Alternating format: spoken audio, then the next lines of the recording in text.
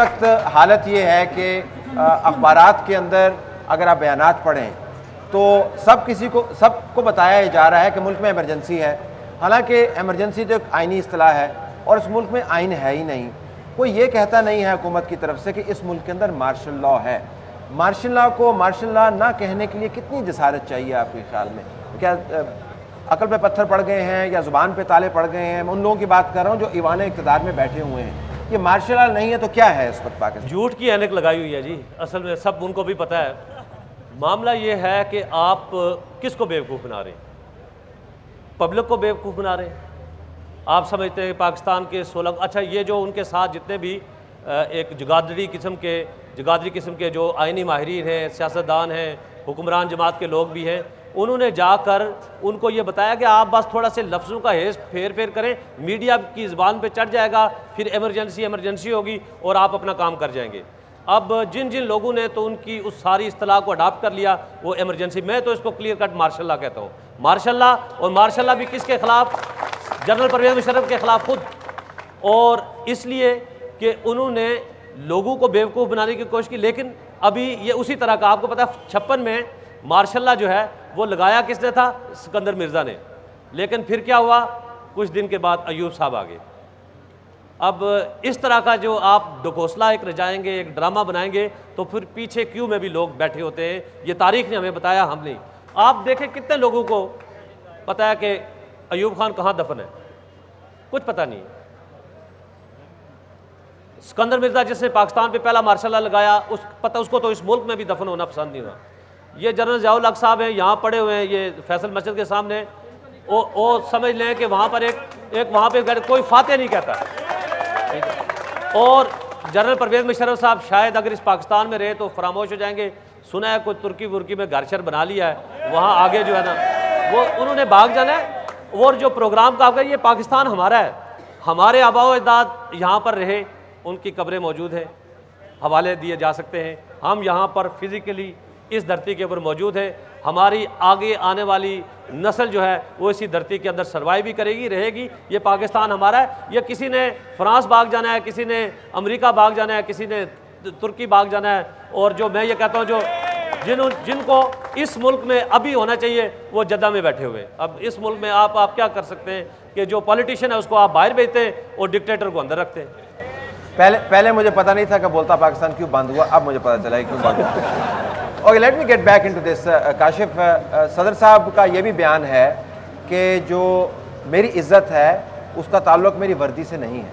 वो ये समझते हैं उनके ख्याल के मुताबिक कि उनकी इज़्ज़त इस वजह से है कि वो बहुत अक्लमंद हैं, बहुत दाना हैं और तमाम जो मामलात हैं उनकी फहम से बाला नहीं है। तो जब वर्दी उतारनी पड़ेगी उसके बाद का मुशर्रफ आपको कुछ मुख्तलिफ नज़र आएगा? आपके ख्याल कोई तब्दीली आएगी उसके अंदर? सबसे पहले यहाँ पे एजेंसी वाले काफ़ी बैठे। अव्वल तो ये प्रोग्राम थोड़ा चलना नहीं, चल गया तो एक ही चलेगा। वैसे लगता तुम अपना चैनल खोलना नहीं देना। सदर साहब आपने कहा कि अक्लमंद बहुत है। उनकी अक्लमंदी तो पिछले 1 साल में हम अब तक देखते आ रहे हैं। 9 मार्च को उनसे ज़्यादा अक्लमंद आदमी कोई नहीं था। उसके बाद जब जो वो करते आ रहे हैं, जब चाहे 12 मई किया, अभी दोबारा 3 नवंबर का जो कर दिया उन्होंने इमरजेंसी लगाने का, उनकी अक्लमंदी तो बिल्कुल सामने है। और जो मुहिब वतन होने की बात की, मेरा ख्याल है हमारे से ज़्यादा मुहिब वतन यहाँ पर कोई नहीं है। जो यहाँ पे खड़े भी हैं, अब भी खड़े हैं, अपने हुकूक की जंग ही लड़ रहे हैं। कब किसी दूसरे की लड़ाई हम यहाँ पे अब भी नहीं लड़ रहे हैं। अमरीकनों की लड़ाई नहीं लड़ रहे हैं, यहाँ पर अपने हक की लड़ाई लड़ रहे हैं अभी भी। सदर साहब की वर्दी जाएगी। सदर साहब पता नहीं किस दुनिया में रहते हैं। इससे पहले भी जर्नैल यहाँ पर आते रहे जाते रहे। जब वर्दी जाएगी, सदर साहब को लगता ये है कि शायद उनकी ताकत अपनी जगह रहेगी। और शेख रशीद साहब मेरे एक प्रोग्राम में थे, कहते हैं जी 58 भी है सदर साहब के पास।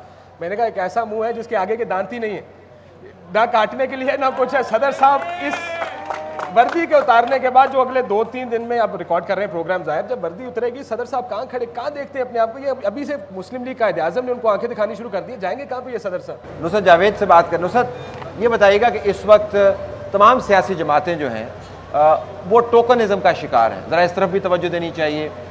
हर कोई बयान की हद तक तो बड़ा मुजाहिद है और आपको और हमें और सहाफ़ी बरादरी को और सिविल सोसाइटी को टेलीफोन भी कर देते हैं, लेकिन अभी भी मखमसे का शिकार हैं, अपनी पोजीशन क्लियर नहीं कर रहे हैं। सिविल सोसाइटी तो बाहर है, लोग यहाँ पर मौजूद हैं, मीडिया यहाँ पर मौजूद है, लॉयर्स जेलों के अंदर सड़ रहे हैं, सियासतदान किधर हैं?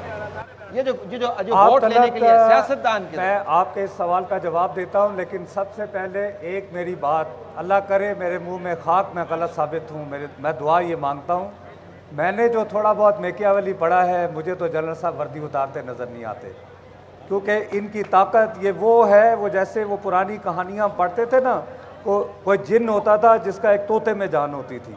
इनकी वर्दी है, वर्दी उतारेंगे असलम बेग जैसे बेवकूफ़ लगेंगे, वो भी उस वक्त कितने लगते थे स्ट्रेटजिक। और फिर इन्होंने जो खुद हमील गुल के साथ किया है, क्या गारंटी है कि इनके साथ भी नहीं होगा, इनको अब अच्छी तरह पता है। तो अगले 2-3 दिन में अल्लाह खैर करे, ऐसा ना हो कोई ऐसी हरकत हो जाए ये कहें कि नहीं मैंने पहननी है। मुझे बहुत सारे लोग कह रहे हैं कि जब से इमरजेंसी लगी है यूँ लगता है सुइसाइड बॉम्बिंग वाले छुट्टी पे चले गए हैं।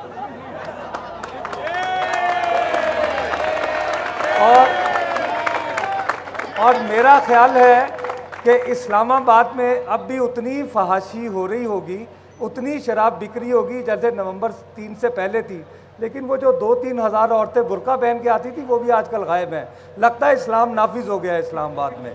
तो अल्लाह करे मैं गलत साबित हूँ, लेकिन वर्दी नहीं उतरनी। अब आपकी तरफ आएँ तो बात यह है कि यार हम सारे अपने दिल पे हाथ रख कर कहें, आप वाकई समझे, अगर आप बेनज़ीर भुट्टो हों, आप नवाज़ शरीफ हों, आप चाहेंगे बोलता पाकिस्तान हो, आप चाहेंगे लाइव विद तलत हो, आप चाहेंगे ऑफ द रिकॉर्ड हो, आप चाहेंगे ऐसा सुप्रीम कोर्ट हो, नहीं, ये सारी अशराफिया है, ये सारे अशराफिया एक हैं, ये सारे एक हैं।